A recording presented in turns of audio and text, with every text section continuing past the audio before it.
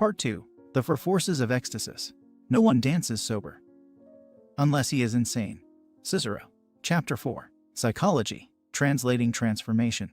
In the Middle Ages, priests routinely complained that their congregants nodded off in church. Still, despite the stuffy pews and unintelligible sermons, parishioners made sure they were awake for the most interesting part of the service, the miraculous transformation of bread and wine into the body and blood of Christ.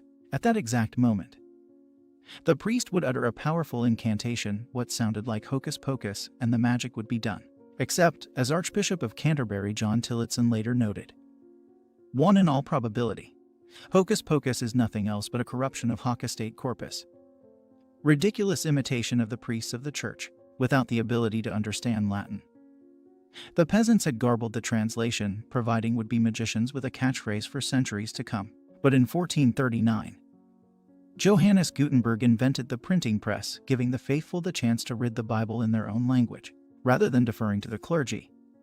Lay people could suddenly debate and interpret scriptures and draw their own conclusions. This broke the church's hold on Renaissance Europe and paved the way for reformations and revolutions. Something similar is happening today, thanks to accelerating developments in four fields. Psychology, neurobiology, pharmacology, and technology, call them the four forces of ecstasis, were getting greater access to and understanding of non-ordinary states of consciousness. These forces give us the chance to study, debate, reject, and revise long-standing beliefs of our own. We're becoming more precise in our translations, learning to rely less on hocus pocus and superstition and more on science and experience. Advances in psychology have given us a better sense of our own development and, with it, the space to move beyond socially defined identity. Stepping outside the monkey suits of our waking selves no longer means risking ridicule or madness. Higher stages of personal development have been demystified. We now have the data-driven models needed to navigate this formerly obscure terrain and clearer frameworks to make sense of the journey. Advances in neurobiology, meanwhile, have clarified our understanding of what is happening in our brains and bodies when we experience a range of mental states. This sharpened perspective allows us to strip out the interpretations of past gatekeepers and understand, in simple and rational terms, the mechanics of transcendence. And unlike the take-it-on-faith dictates of traditional mythologies, the discoveries of neurobiology are testable. Pharmacology gives us another tool to explore this terrain. By treating the 6 powerful neurochemicals that underpin ecstasis as raw ingredients, we've begun to refine the recipes for peak experience. We're translating the cookbook for Kaikin, allowing us to tune these states with increasing precision and giving us access to them on demand. Our last force, technology, brings that access to scale. Whether we're relying on flow-producing neurofeedback or on inducing virtual reality, these breakthroughs turn once solitary epiphanies into experiences that can be shared by hundreds of thousands of people at once. More people having more experiences means more data and firmer conclusions. Combined, these forces give us unprecedented insight into the upper range of human experience. In Part 2 of this book, we're going to examine them in detail, seeing where they come from and why they matter. We'll meet the innovators and experts at the forefront of this movement. An unlikely collection of digital artists, consciousness hackers, sex therapists, and molecular chemists, to name a few, who are harnessing these four forces to drive change in the real world. By democratizing access to some of the more controversial and misunderstood territory in history, these modern-day Gutenbergs are taking experiences once reserved for mystics and making them available to the masses. The bell tolls for thee. In February 2009, Oprah Winfrey teamed up with Eckhart Tolle for Oprah and Eckhart, A New Earth, a 10-part online video series devoted to Tolle's non-traditional ideas about spirituality. 11 million people from 139 different countries tuned in to watch. A New Earth attracted 10 million people, or 800,000 more than turned up in New York City for the Pope's last visit and 9 million more than the largest high on record, making this webcast one of the 10 largest spiritual gatherings in recorded history. Yet Tolle remains an unusual candidate for Guru of the Century. He grew up in the rubble of post-war for Germany, suffering acute anxiety and severe depression. By age 10, he was contemplating suicide. By age 29, while a doctoral candidate in philosophy at the University of Cambridge, he snapped. Tolle dropped out of graduate school and spent the next 2 years homeless, mostly sitting on a park bench in central London. He passed the time in a state of near constant bliss, a state of oneness with the universe that, he maintains, persists to this day. In spiritual terms, Eckhart Tolle found sudden enlightenment. In the language of this book, He stabilized ecstasis, making the temporary selfless, timeless, and effortless experience of a non-ordinary state a part of his permanent reality. But go back a decade or two and traditional psychiatrists might have assessed his case very differently. Tolle would have been kept in a padded cell, sedated with thorazine, and given a steady dose of electroshock therapy. Instead, he teamed up with Oprah to beam his unassuming talk of non-dual consciousness out to millions of seekers around the world. What Tolle is preaching is nothing less than the gospel of STER. His core argument is that through the experience of selflessness, timelessness, and effortlessness, his so-called power of now, we can dwell in a place of unlimited richness. And if the popularity of his webcast is anything to go by, this idea is resonating with millions of people, which brings us to an important question. How did any of this happen? How did we get from a man who would have been institutionalized as clinically insane a few decades ago to where we are today, with that same man leading one of the largest spiritual gatherings in history? To answer this question, we'll need to understand how psychology became a force for ecstasis. We'll start with origin stories, seeing how the human potential movement broadened the vocabulary of inner experience and then brought that vocabulary to the mainstream. A glimpse under the covers of a 21st century sexual revolution will explore how an expanding menu of acceptable practices has given more people access to non-ordinary states than ever. We'll then examine how researchers are using peak experiences to cure trauma in terminal patients and survivors of abuse and war. Finally, we'll see how scientists have begun to integrate ideas about ecstasis into a rigorous model of human psychology that shows altered states don't just make us feel better for a moment, they can actually further our development over a lifetime. But before we can do any of that, we have to turn back the calendar some 70 years and meet ourselves as we once were, madmen, coming out of World War II. Our concept of self, of who we actually were, didn't stretch very far, with the cardboard cutouts of Organization Man on one side and Betty Homemaker on the other. Our sense of ourselves was constricted almost to the point of caricature. Hollywood stars like Gary Cooper and John Wayne epitomized a strong and silent masculine ideal, while soap operas and advertisements sold a flawless stay-at-home femininity. This was the era of the man in the gray flannel suit. 5 when suburban conformity, consumerism, and corporate ladder climbing had come to signify success. But all this started to change in the late 1950s, as the Beat's passionate rebellion found its voice. The Beat generation was a vision that we had. 6 explained Jack Kerouac in Aftermath, of a generation of crazy illuminated hipsters suddenly rising and roaming America, characters of a special spirituality, staring out the dead wall window of our civilization. Allen Ginsberg's epic poem 7 Hell was a shout out that same window. A free verse ran about the need to break loose from social constraint via direct, primal experience. Nowhere did this urge for raw self-expression show up more visibly than at Esalen, the Big Sur, California-based institute that the New York Times once called the Harvard of the human potential movement. 8 So central was Esalen 9 to the evolving identity of that generation that the popular TV show Mad Men ended with its main character Don Draper experiencing an epiphany on its oceanside front lawn, and as a harbinger of the spiritual marketplace that would soon emerge, he promptly turned that insight into the iconic I'd Like to Buy the World a Coke campaign. While histories of Esalen tend to focus on founder Michael Murphy, whose family had owned that idyllic stretch of California coastline for generations, the path that led to Eckhart on Oprah was largely laid by Dick Price, 10 Esalen's co-founder and first director. In 1952, Price came out of Stanford with a degree in psychology and went to Harvard for graduate school, but, frustrated by the conservatism of the faculty, dropped out. He moved to San Francisco, bumped into the Beats, and, under their tutelage, began exploring Eastern mysticism and primal experience. Shaken loose from his moorings, Price suffered a manic episode at a North Beach, San Francisco bar in 1956 and was hauled off for a 3-month stint on an Army psych ward. While the state labeled him psychotic, Price didn't accept that he had gone crazy. He labeled his unhinging a transitional psychosis and argued that his time on the ward served a useful purpose, unlocking a door within himself. So-called psychosis, Price later said, was an attempt toward spontaneous healing, and it was a movement toward health, not a movement toward disease. Price's realization, the idea that we sometimes have to break down to break through, quickly became a mainstay of the human potential movement. It's one of the reasons we can now view Tolle's park bench madness as a spiritual initiation rather than as a psychological meltdown. Over the next 2 decades, Price and Murphy evolved this insight into a pragmatic philosophy. They took the best that organized religion had to offer, stripped out anything that was doctrinal or impractical, and placed a heavy emphasis on ecstatic experimentation. It was a pragmatic culture of sensation and know-how. Notes author and modern religious historian Eric Davis 11 and Afterburn, an essentially empirical approach to matters of the spirit that made tools more important than beliefs. Consciousness-altering techniques like meditation, biofeedback, yoga, ritual, isolation tanks, tantric sex, breathwork, martial arts, group dynamics, and drugs were privileged over the claustrophobic structures of authority and belief that were seen to define conventional religion.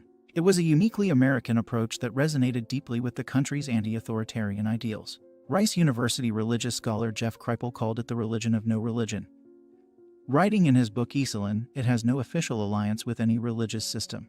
It can provide, like a kind of American mystical constitution, a spiritual space where almost any religious form can flourish, provided that it does not claim to speak for everyone.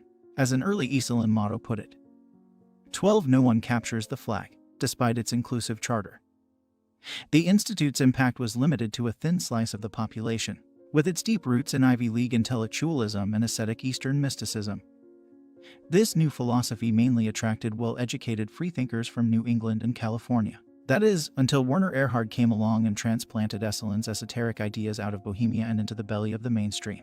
Erhard, a self-educated car salesman from St. Louis, was drawn to personal development through his study of motivation. He quickly realized that many of the ideas of the human potential movement had applications beyond spiritual seeking. So Erhard repackaged an assortment of Esalen-inspired 13 practices into a business-friendly format, creating Estate, short for the Erhard Seminars training. The seminar deliberately reproduced Price's accidental transformation, engineering a breakdown to breakthrough experience via a series of marathon, 14-hour days, without food or breaks and with lots of yelling and profanity, the fabled Estate encounter. Prior to Erhard, most spiritual seekers skewed anti-establishment and anti-materialist, which is fine if you're living in a monastery or off a trust fund, but problematic if you need to make a living, and even more problematic if you're trying to sell seminars. In the same way that Henry Ford realized his workers had to be able to afford one of his Model Ts for his company to thrive, Erhard understood that seekers needed to be financially successful enough to afford his next workshop. So he hitched the human potential movement to the wagon of the Protestant work ethic. Napoleon Hill's Think and Grow Rich replaced the Bhagavad Gita as seminal text. Mandalas were out, vision boards were in, and the American spiritual marketplace has never been the same. If you've ever hired a personal or executive coach, heard someone say they just needed space, been encouraged to take a stand or make a difference, or engaged in a journey of transformation around your personal story, you've come across terms coined or popularized by Erhard and his trainings. And with this expansion of vocabulary and emphasis on material success, what had been formerly other, that is, couched in the esoteric language of Asian religions and incompatible with the American dream, became us, part of our everyday vernacular, and accessible to all, while Estate itself made an impact. With almost 1 million people going through those original seminars, Landmark, the latest incarnation of Erhard's teachings, boasts corporate clients including Microsoft, 14 NASA, Reebok, and Lululemon. Personal development, which only a few decades ago had been mocked and marginalized, has become a credible way to optimize human capital at some of the country's most successful organizations. We hear echoes of these ideas everywhere. From Tony Robbins' empowerment seminars to the prosperity theology preached every Sunday by megachurch ministers like Joel Osteen. And even though Tolle's teachings stay remarkably grounded in his own realization, the larger notion that spiritual awareness can bring material fulfillment, that, perhaps, you can have nirvana, a happy marriage, and the shiny new car, helps explain how 11 million fans of Oprah even heard of him in the first place. Taking the kink out of kinky. The lineage that goes from Esalen to Estate to Eckhart is one of increasing self-exploration, of pushing beyond the limits of what was considered safe or acceptable. Price and the Beats gave us a way to get past the taboos of primal expression and mental illness. Erhard broke down the taboo segregating spiritual merit from material success. The human potential movement normalized the use of ecstatic practices for psychological growth. Along the way, we came up with broader versions of ourselves and new ways to interact with each other. But nowhere were taboos more visibly challenged than in the realm of sexuality. And while the sexual revolution of the 1960s and 70s increased the amount of sex people were having, we want to focus here on a more recent development: what kind of sex people are having today. Specifically, how a growing subset of experiences formerly defined as kinky, meaning taboo and outside the norm, are giving more people access to ecstasis than ever. In 2014, we were invited to San Francisco to speak about the overlap between the neuroscience of flow, meditation, and sexuality, and see the cutting edge of this latter domain up close. Justine Dawson, The CEO of Onataste and our host for the weekend escorted us to our chairs in the front row of a packed auditorium, ascended the stage, dropped her pants, and lay back on a massage table. Onataste's founder, Nicole Dadone, entered stage right, wearing a gray wool dress and a large black apron. She snapped on a pair of latex gloves, dipped her forefinger and thumb into a jar of artisanal lube, and went to work. The reclined Dawson began mewling, with an entertainer's flair for the theatrical. Nicole paused, swiveled on a stilettoed black boot, and punched her hand in the air like a rock guitarist. The audience began calling out words to describe their own experience. Tingling in my groin, one woman announced. Heat, said another. Tumescence, blurted a software engineer on the Onataste website.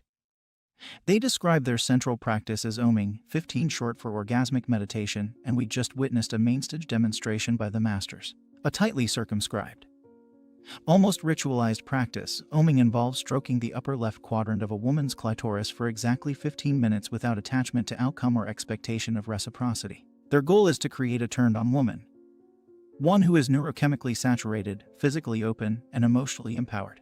And they're not the first, by any means, to use sex as a trigger for non-ordinary states of awareness. From the ancient wine, women, and song to the boomers, sex, drugs, and rock and roll, erotic techniques have always featured heavily on Promethean playlists.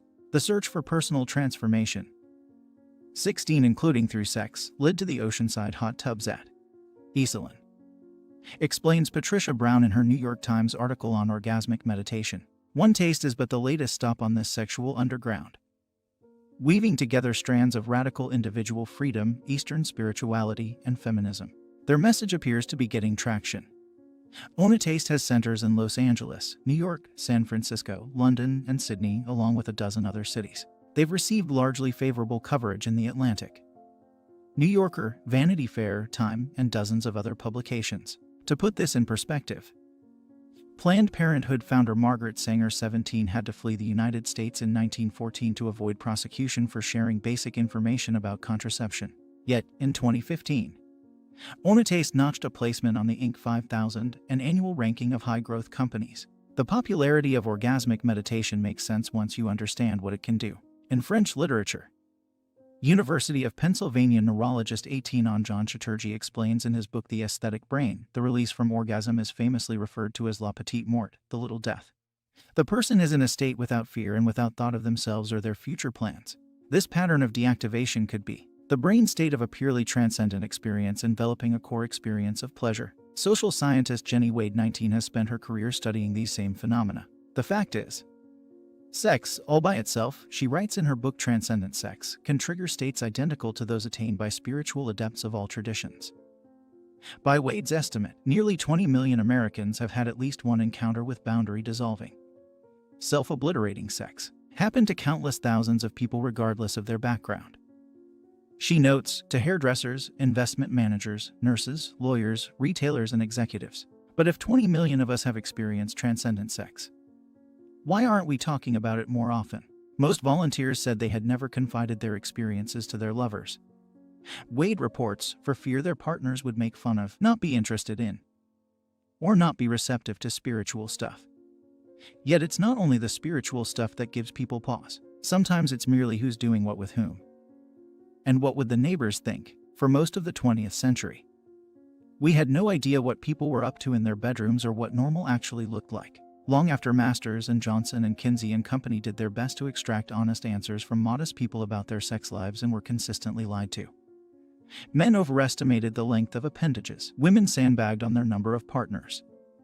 And everyone fudged when reporting edgier behavior. We still tend to keep our most intimate thoughts and experiences under wraps. But technology is helping to lift that veil, creating a digital commons where we can discreetly bypass nosy neighbors to explore our actual desires. For the past 5 years, the French research group Sexuality 20 has been building the Porngram, an analytic tool to track online sexual behaviors across the world. Traces left by billions of users give us cultural snapshots of tastes. They wrote in their 2014 paper Deep Tags toward a quantitative analysis of online pornography. Or importantly, they enable researchers to look for structures and patterns in the evolutionary dynamics of practices adopted by a significant and growing proportion of the human population. And the biggest pattern revealed by this data is that we're more curious about the outer edges of human sexuality than at any other time in history. simply judging by today's top search terms. An assortment that would make a sailor blush. We find a greater interest in activities that, until recently, were considered deviant by psychiatric professionals or prosecuted outright by law. Take, for example, BDSM, short for bondage, discipline, sadism, and masochism, a category that includes a range of intense pleasure, pain stimulation, and role play. Until recently, BDSM was mostly practiced by a fringe subculture and at some risk. In America, evidence of these behaviors was admissible in court as grounds for divorce or denial of child custody. But in 2010, the American Psychiatric Association agreed to redefine 21 aberrant sexual behavior in the Diagnostic and Statistical Manual of Mental Disorders, making a clear distinction between elective play and actual pathology. For the first time, consenting adults weren't considered morally deviant or mentally ill for choosing sexual behavior that was beyond the pale, which was just in time. Considering the following year, E.L. James published 50 Shades of Grey, a critically panned but wildly popular novel. 50 Shades cataloged the BDSM-driven sexual awakening of a college student at the hands of a handsome young billionaire. It became one of the fastest-selling books in history, 22, and sold more copies on Amazon than all of J.K. Rowling's 7-volume Harry Potter series combined. But if it wasn't literary merit that vaulted this book into a global phenomenon, what was it? You could make a case that, in the same way that electronic dance music thrives largely because of its ability to generate a shift in state, 50 Shades represents a sexual equivalent. It's a de facto user manual for erotic ecstasis that many of its readers never dared imagine.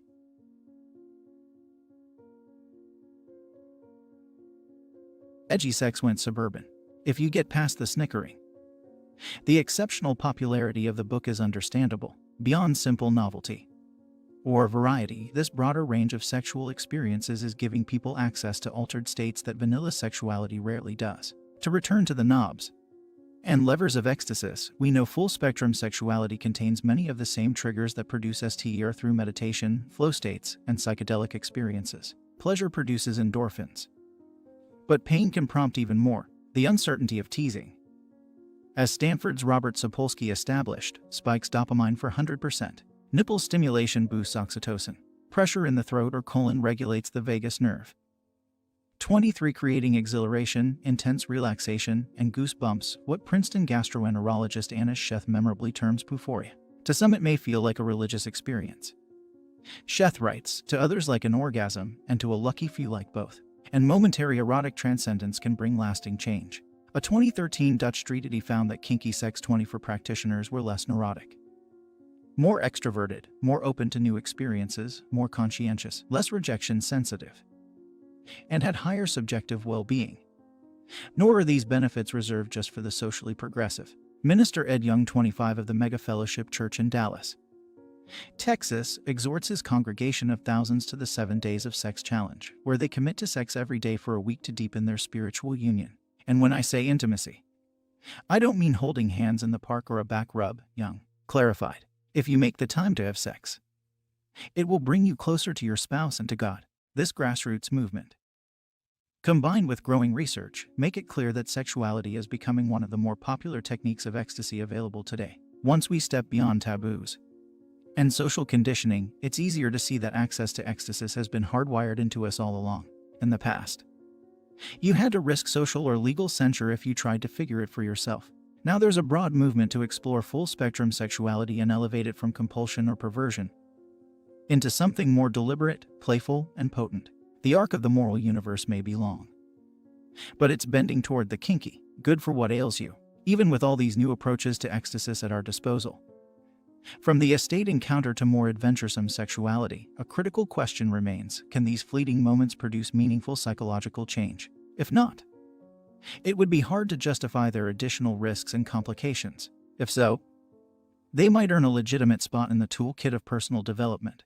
And one of the starkest tests for ecstasy is, can it help survivors of serious trauma? If you can heal them, presumably you can heal just about anyone. One of the first people to try to address this question was Brown University neuroscientist Willoughby Britton. In the 1990s, Britton became interested in near-death experiences, 26 where subjects had transcendental encounters during life-threatening events. 30 years of research showed that people who had an NDE scored exceptionally high on tests of overall life satisfaction. As a trauma expert, Britton found this unusual. In her experience, Most people who came close to dying were scarred by the event, developing post-traumatic stress and other mental health conditions. But if those studies were right, then people who had a transcendent near-death experience were having a decidedly atypical response to trauma. Britain decided to find out how atypical. After recruiting 23 NDers and 23 control subjects, she hooked them all up to electroencephalogram machines and ran a sleep study. Her goal was both to get a clear picture of brainwave activity and record how long it took her subjects to enter REM sleep. An excellent way to measure happiness and well-being. Normal people go into REM at about 90 minutes. Depressed people enter sooner, usually at 60 minutes. Generally, happy people head in the opposite direction, dropping into REM at around 100 minutes. Britain discovered that NDers delayed entry until 110 minutes, which meant that they were off the charts for happiness and life satisfaction. And when Britain examined the EEG data, she discovered why the brain firing patterns of her subjects were completely altered. It was as if the NDE had instantly rewired their gray matter. Sure, it was only a single experiment, but it did suggest that even a one-time encounter with a powerful altered state could impart lasting change. Despite this intriguing result, few studies followed. NDEs posed a serious research challenge. They are, ipso facto, accidental and not easily repeatable in the lab. Then Johns Hopkins neuroscientist Roland Griffiths 27 came up with an elegant solution. Rather than scouring the country for small groups of NDE survivors, Griffiths tapped a much larger population facing death, terminal cancer patients, and instead of waiting for a fleeting and hard-to-replicate tunnel of light journey, he relied on chemistry to produce a similar impact on demand. In 2011, Griffiths gave 3 grams of psilocybin to a group of terminal cancer patients in an attempt to provide them with relief from fear of death anxiety. Afterward, he administered a battery of psychological tests, including a standard fear of dying metric, the Death Transcendence Scale, at 1 and 14-month intervals. Just as with Britain's NDE survivors, Griffiths found significant, sustained change, a marked decrease in their fear of death, and a significant uptick in their attitudes, moods, and behavior. 94% of his subjects said taking psilocybin was one of the 5 most meaningful experiences of their lives. 4 out of 10 said it was the most meaningful. More recently, researchers have learned that you don't have to be on the verge of dying to experience relief, that an encounter with Ecstasis can help the walking wounded as well. In 2012, psychologist Michael Mithofer discovered that even a single dose 28 of MDMA can reduce or cure post-traumatic stress disorder in survivors of child abuse, sexual abuse, and combat. It was completely cathartic, reported an Army Ranger who suffered a broken back and severe head trauma in Iraq. The next day the nightmares were gone. I was glowing and extroverted for the first time since getting blown up.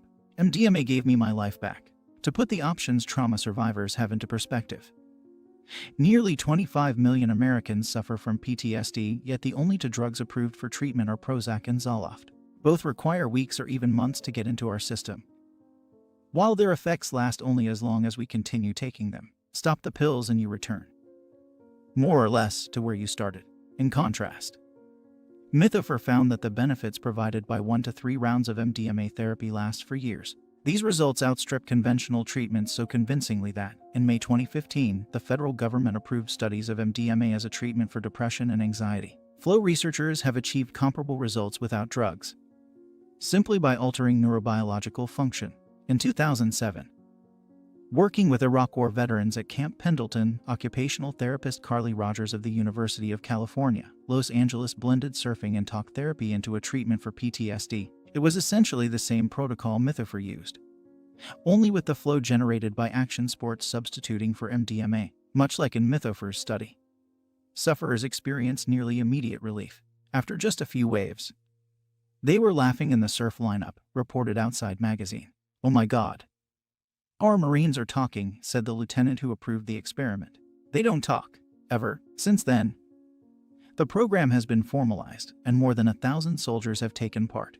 Hundreds of veterans and surfers have volunteered their time, including 11-time world champion Kelly Slater, and their investment paid off. In a 2014 paper published in the Journal of Occupational Therapy, Rogers reported that after as little as 5 weeks in the waves, soldiers had a clinically meaningful improvement in PTSD symptom severity and in depressive symptoms. And surfing isn't the only non-pharmacological intervention to show promise. A recent study done by the military found that 84% of PTSD subjects who meditated for a month could reduce or even stop taking selective serotonin reuptake inhibitors. In contrast, The control group, who didn't meditate and stayed on antidepressants, experienced a 20% worsening in PTSD symptoms during that same period. Taken together, all this work, from the NDE studies to the cancer and trauma research to the flow and meditation programs, demonstrates that even brief moments spent outside ourselves produce positive impact, regardless of the mechanisms used to get there. And they can provide these benefits in the face of the deepest challenges imaginable. Yet, in each of these instances, the only people given permission to explore altered states were those, quite literally in some cases, left for dead. It's almost as if dispensing these techniques to normal people would be unseemly or, at the very least, unscientific. In her book Train Your Mind, Change Your Brain, 29 science writer Sharon Begley highlights this problem, describing the history of psychology as one favoring remediation over transformation. Science has always focused on people in conditions that are pathological, disturbed, or at best, normal. In the past 30 years, there have been about 46,000 scientific studies on depression and an underwhelming 400 on joy, as long as someone can obtain non-sickness that is deemed sufficient. As Buddhist scholar Alan Watts put it, Western scientists have an underlying assumption that normal is absolutely as good as it gets and that the exceptional is only for saints, that it is something that cannot be cultivated. But many of the same interventions that can help us get our heads above water can just as effectively be devoted to raising our heads above the clouds, if we're interested in untapped levels of performance improvement and lasting emotional change. Peak states of consciousness may provide the quickest path between two points, a shortcut from altered states to altered traits. One summer day, while working in the garden with his young daughter, Nikki, University of Pennsylvania psychologist Martin Seligman 30 had, in his own words, an epiphany. Seligman was meticulously freeing weeds with a trowel and neatly setting them aside in a discard pile. Nikki, being 5, was just having fun. Weeds were flying up in the air. Seligman later said dirt was spraying everywhere. Seligman, who describes himself as both a serious gardener and a serious grouch, couldn't take it. He started yelling. But Nikki wasn't having any of it. She stomped over with a stern look on her face. "Daddy," she said, "I want to talk with you. From the time I was 3 until I was 5. I whined a lot. But I decided the day I turned 5 to stop whining. And I haven't whined once since. If I could stop whining, you can stop being such a grouch." Seligman decided to take her up on the challenge and bring the field of psychology along for the ride.